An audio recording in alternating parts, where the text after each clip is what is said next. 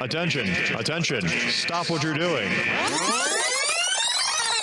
Because we're coming back to the Hal Sparks radio program, Mega Worldwide. Oh my God! They went a little crazy with it, and I appreciate it.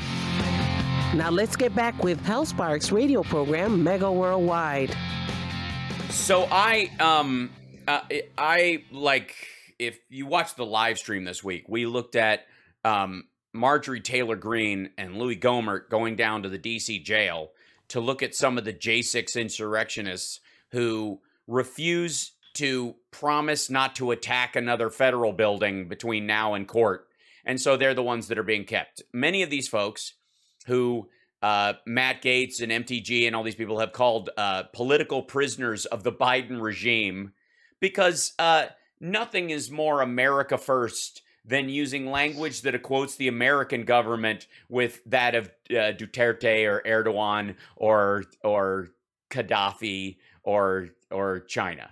It just reeks of America first. I mean, how do you not hum Lee Greenwood in between accusations like that? But in the meantime, obviously there are a couple of questions that come up that have to do with communications between members of Congress and some of the J6 insurrectionists, and the fact that some of those people who've been accused of that thing, not Louie Gohmert, because Louie Gohmert, as we all know, often is found walking around talking into the backside of his phone. And really? I'm kidding, but he's one of those people who would there's no picture on this phone. And it's like, dude, that's the case. Turn it around. One of the single dumbest people in Congress, and which, of course, by the way, makes him perfect to be Texas AG. So, I mean, there's definitely a ladder to climb, Louie. Don't let me talk. Is he the one that asked those crazy questions about the environment? Yes, he's the one who, while he was speaking, his tooth fell out. That's Louie. Singularly the dumbest questions ever. There are a lot of intentionally obfuscational false statements made to play dumb, like Tucker Carlson does, that the Matt Gaetzes and the Jim Jordans of the world kind of do, but they're rhetorical in nature, right? Rand Paul does it all the time. Just talk out of your backside, ask a dumb question that you think you know the answer to, which is also a dumb answer, and then scream at someone because they're not answering the question you asked in seriously. That's obviously a thing. But Louie Gohmert, when he asks those questions, everybody around him goes, he's not kidding. Yeah. He really... He's not kidding. He's not kidding at all. Yeah, he cheeked his tooth. That's right. They call him Louie the Cheek Gohmert in the chat because his tooth fell out and he just pocketed it right in the right cheek. He's so very stupid. But Margarie Taylor Greene... You know what? You got to hand it to him for figuring out a way on his feet what to do with that tooth. Yeah, absolutely. What are you going to do? I mean, obviously, if you're a tough guy... Chew and swallow? I don't know. No, you want to save it later so somebody can glue it back in, clearly. Right. I would have spit it out, pretend it was food, and then went and picked it up later. Just let him post a picture of it. Just ding, you know what I mean? Try to hit a spittoon. Just be that tough. Anyway, so him showing up at the jail is no big deal. And as a matter of fact, there's a reason MTG took him as the sidecar and not somebody else, because he's too stupid to be involved in the January 6th thing. No, he's the Carter Page of Congress. No one would trust him enough to give him evidence, right? Just take this envelope to Russia, drop it off, and as long as you come back without the envelope and nobody else finds it, you'll get paid and you won't end up dead. That was the Carter Page mission. Same thing with Louie Gohmert. MTG, however, visiting these folks in jail might be witness tampering, because she's one of these people who is accused of giving tours or may have been texting with these people along with Boebert and others. And so the idea that she's going down to the jail to meet in person with these folks under the guise of they're being mistreated, whatever, is a bunch of hot garbage, and might eventually look like a coordinated effort in front of the January 6th committee and others to put pressure on these folks to, they're just pressuring them to get to me because I went and tried to help them at the jail, right? Not to mention getting your story straight.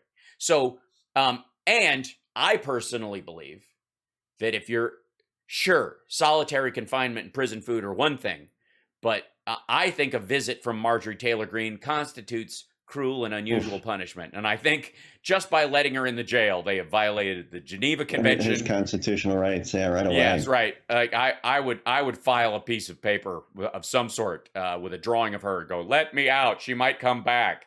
So, but the stories that are happening right now are that a bunch of these low-level Jan 6ers, the ones who aren't, by the way, free to roam around to their heart's content because they said, okay, I promise not to take a crap in a federal building between now and court next time. I can't say anything about when I'm actually in court, but between now and then, I promise, because I'll get thrown in jail. You promise? Yeah, sure.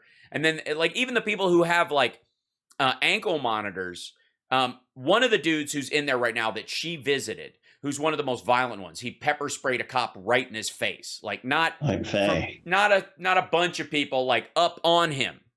And that guy's going to jail for a long time. His buddy who was with him on the day, right next to him, while all that happened, helping him push, helping him lift, helping him elbow past people, helping him punch, whatever the hell, that just didn't happen to fall in video, but the two of them made it together all the way, thick as thieves, all the way to the top of the Capitol steps. That guy is home. That guy has an ankle monitor on that doesn't say where he's going, just lets you know when he's leaving the house. That's it. It's like texting the family that you went to the grocery store. That's the level of confinement this idiot is experiencing. And so but his partner, the dude who there is video that his buddy proudly posted and that he himself went, look at me on, and that the, grand juries for these indictments have seen, show him doing this stuff. And so, of course, he's not getting out of jail because he's a threat to the community. He's a threat to everybody around him. He's a QAnon nut. He's a danger to his fellow citizens because everybody who thinks he should go to jail for pepper spraying cops right in the eyeball is an enemy of the state to this guy. It's the same argument around, hate crimes. Hate crimes are effectively the citizen's version of a cop crime.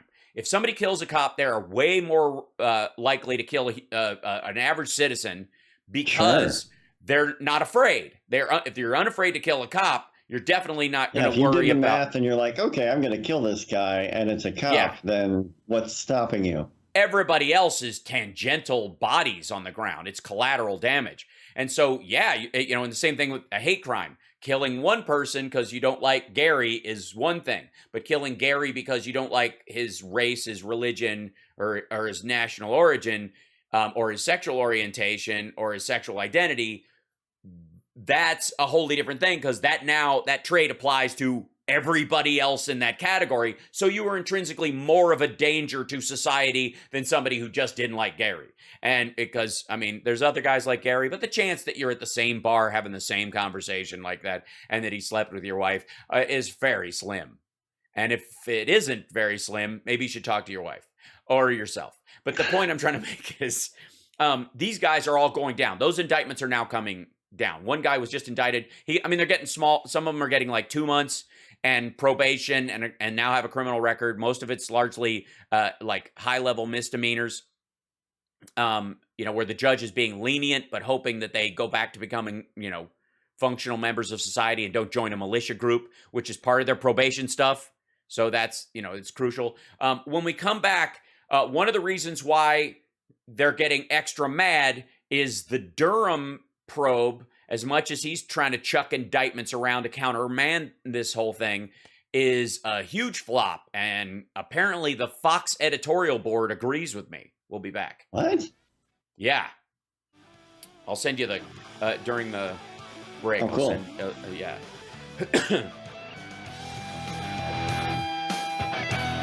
Just moronic.